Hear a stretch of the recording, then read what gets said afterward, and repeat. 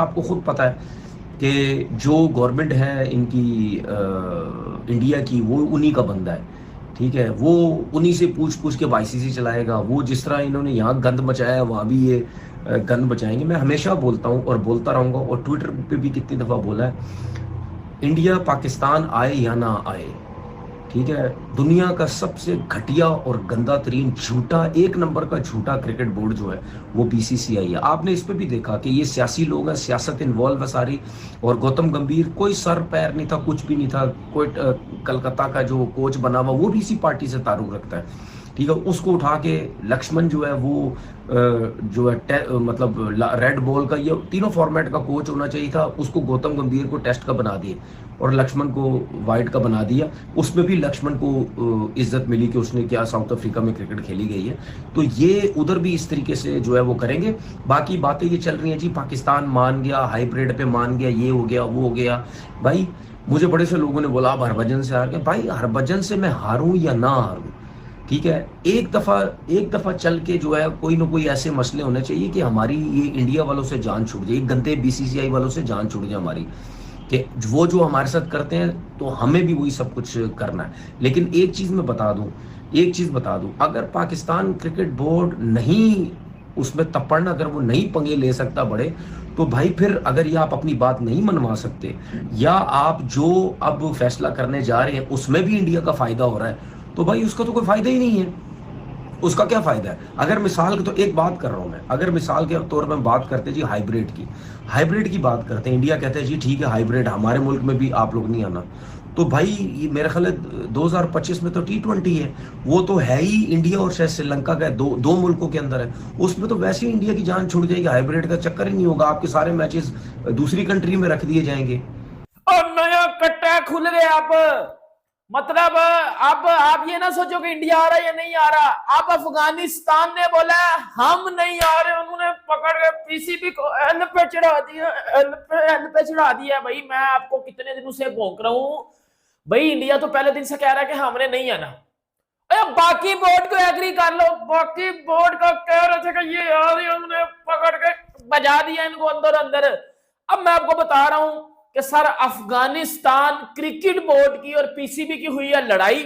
Afghanistan officially बता रहा हूं, ऑफिशियल्स उनके, ये कोई दूसरी बात नहीं कि कोई सोर्स ने मुझे बताया है या कोई न्यू, ऑफिशियल बात बता रहा हूं। अफगानिस्तान और पीसीबी की हुई है लड़ाई, क्योंकि मोहसिन नकवी ने प्रेस कॉन्फ्रेंस में अफगानिस्तान के लिए कुछ वर्ड्स यूज किए थे, वो मैं बताऊंगा तो नहीं, आप सब देख लेना खुद ही।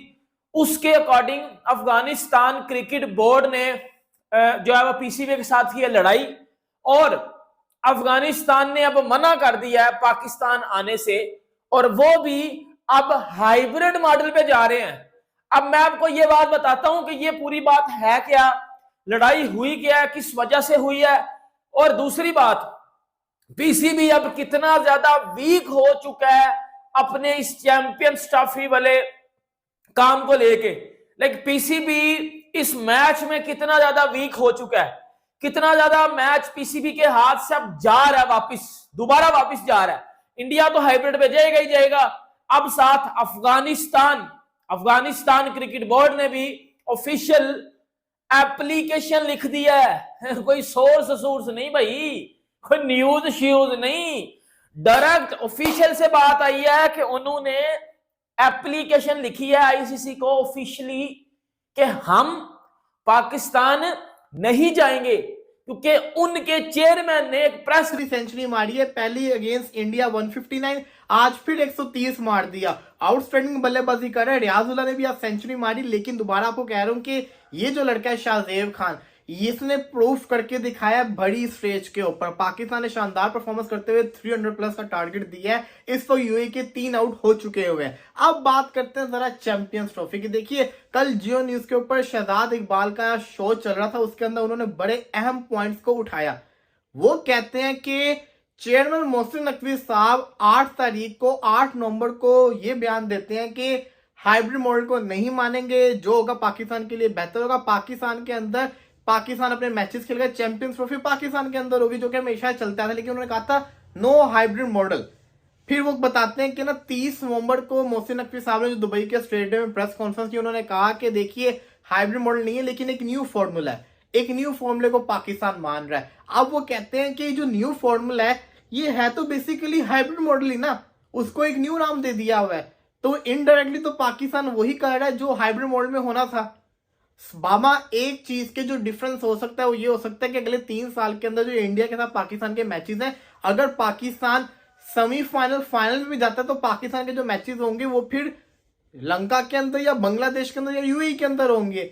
ये बात के ऊपर जोर दिया जा रहा है। लेकिन इसके अलावा तो जो चैंपियंस ट्रॉफी का पाकिस्तान इंडिविजुअल होस्ट था वो तो डिवाइड होगी ना, कि पाकिस्तान यूएई के अंदर जाके मैच भी खेलेगा, पाकिस्तान साथ ही साथ अगर फाइनल में जाता तब भी यूएई के अंदर जाएगा अगर इंडिया फाइनल के अंदर हुई। तो ये एक तरह से हाइब्रिड मॉडल ही हुआ। शाहजाद इकबाल ने बात का पॉइंट तो उनके दम तो है कि हम मोहसिन नकवी को बड़ा मानते हैं, बड़े शानदार किस्म के बंदे हैं, बड़े जो बात करते थे उस बात पे कायम रहते हैं, अभी तक अपनी बात पे कायम है कि चैंपियंस ट्रॉफी का डेडलॉक बरकरार है। लेकिन देखना यह है कि आखिर इसका जो रिजल्ट आएगा वो आएगा तो आएगा क्या पाकिस्तान की जीत होगी या इनडायरेक्टली जिसको कहते हैं ना इंडिया की ही जीत होगी। इसका जिसको कहते हैं ना वो जो दोस्त कंट्री, एक दो रुकन ममालिक और खुद आईसीसी ने भी जय शाह के चार्ज लेने से पहले ये सजेस्ट किया कि बीसीसीआई को ये फार्मूला एक्सेप्ट करना पड़ेगा, क्योंकि इसके बगैर फिर चैंपियंस ट्रॉफी को आप उठा के जहां मर्जी करा दो, फिर पाकिस्तान टूर्नामेंट से बाहर निकल जाएगा और आपको स्पॉन्सर्स तो खैर कुछ ना कुछ दे जाएंगे लेकिन ब्रॉडकास्टर्स आपको कुछ नहीं देगा, फिर आपको नई डील करनी पड़ेगी। एक चीज अंडरस्टैंड करनी पड़ेगी, विदाउट पाकिस्तान और विदाउट इंडिया आईसीसी का कोई भी टूर्नामेंट कामयाब नहीं है। ये बात ठीक है।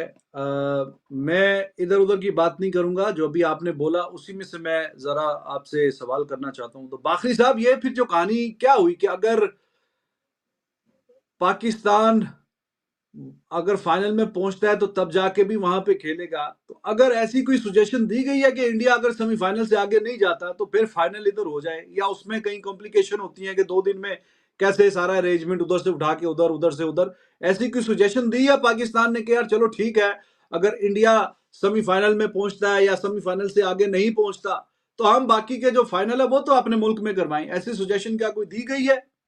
देखिए रिजवान भाई, ये फ्लोटिंग फार्मूले का नाम ही इसीलिए है कि अगर हिंदुस्तान फाइनल के लिए एक सेमीफाइनल इंडिया के लिए वो शेड्यूल में पहले से ही लिख दिया जाएगा। और एक बात मैं ये क्लियर बता दूं कि ये सिर्फ चैंपियंस ट्रॉफी 2025 का नहीं बनेगा फार्मूला, ये अगले 3 साल का फार्मूला होगा। इंडिया के लिए एक सेमीफाइनल पाकिस्तान ऑलरेडी दुबई के अंदर रखेगा, और अगर हिंदुस्तान फाइनल में क्वालिफाई करेगा तभी फाइनल लाहौर से बाहर जाएगा, वरना लाहौर में वापस आ जाएगा। ठीक है, वो बात मैं आपकी समझ गया। लेकिन बिफोर दिस टूर्नामेंट जो बात चल रही थी कि 10 मैच पाकिस्तान में, 5 मैच उधर यूएई में, मोस्ट लाइकली 3 इंडिया के ग्रुप के मैच, एक सेमीफाइनल और फाइनल, और अगर वो all the way they go